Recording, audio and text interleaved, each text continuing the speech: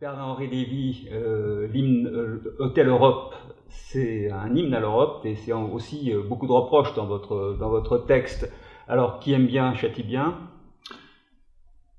J'aime l'Europe et je pense que c'est la seule solution pour les peuples d'Europe. Mais je sais que cette Europe, c'est ce que dit le personnage, elle n'a cessé de mourir tout au long du XXe siècle.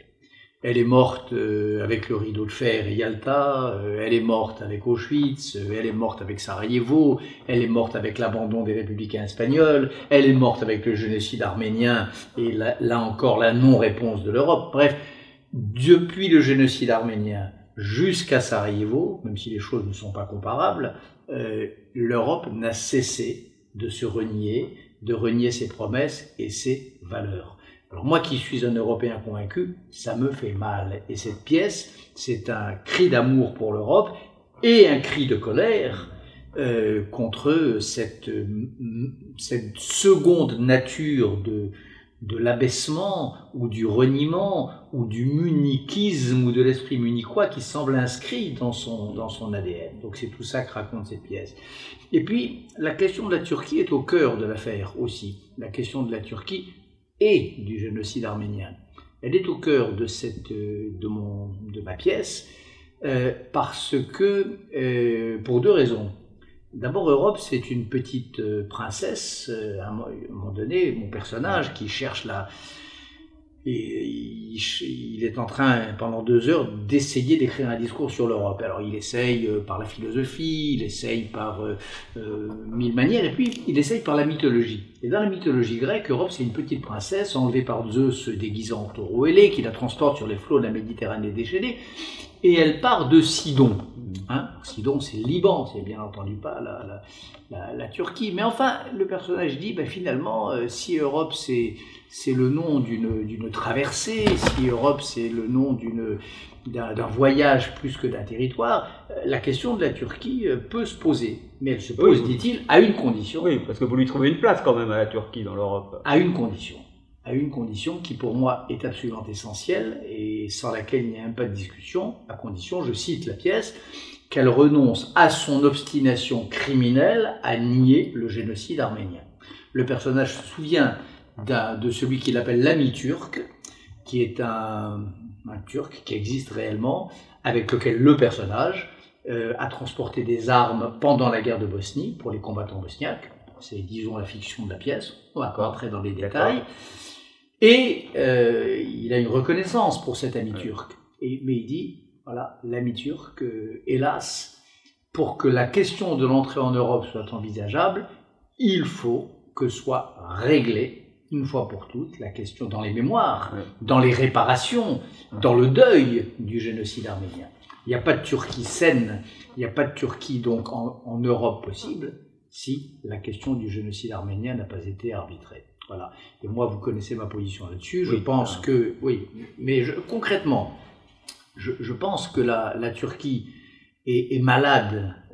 Les enfants, les petits-enfants, les arrière-petits-enfants des martyrs sont malades de ce génocide. Mais les Turcs, à leur manière, en sont malades aussi, parce qu'ils ont ça sur la conscience. Et je crois que c'est rendre service à la Turquie que de l'encourager à se délivrer de cette culpabilité. Mais alors, votre ami turc, excusez-moi, qui était impliqué dans le juste combat de la Bosnie, comment il se situait par rapport à la question arménienne? Comment il se situait et comment il se situe? Alors je vais vous le dire, il se reconnaîtra s'il voit ces images. Il se situait dans le déni. Il était dans le discours que vous connaissez par cœur, discours négationniste. Et puis, on a eu des heures et des heures, je vous parle d'il y a 22 ans, des heures et des heures de discussion.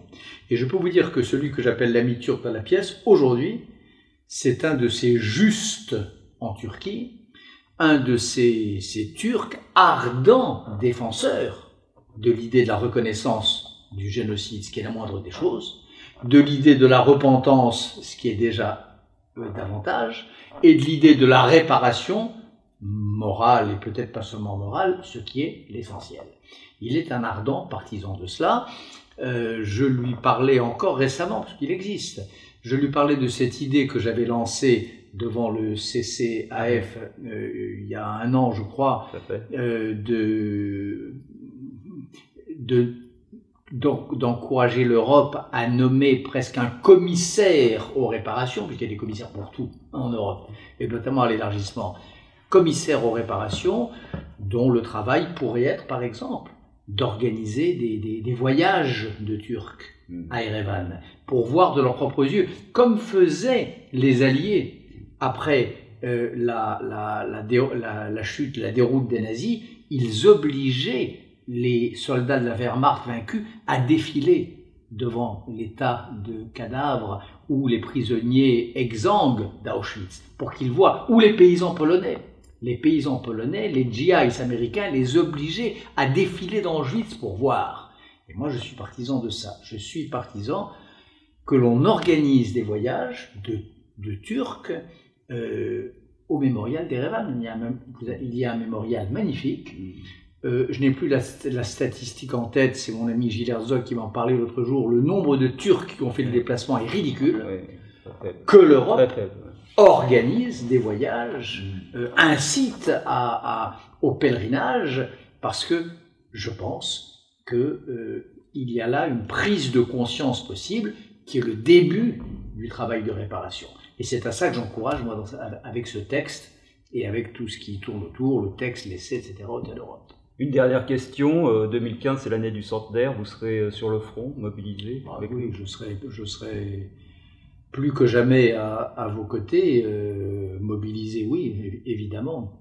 Évidemment, il faudra cette fois-ci, je ne sais pas, mais je serais vraiment scandalisé si l'année 2015 s'écoulait sans que soit réglée une fois pour toutes cette question de la loi sur la pénalisation du négationnisme du génocide arménien. C'est pas possible. Il faut je l'ai dit 100 fois, je l'ai dit devant le Sénat, je l'ai dit dans des allocutions, je l'ai dit à la télévision, et il faudra trouver le moyen de le dire encore plus fort en 2015.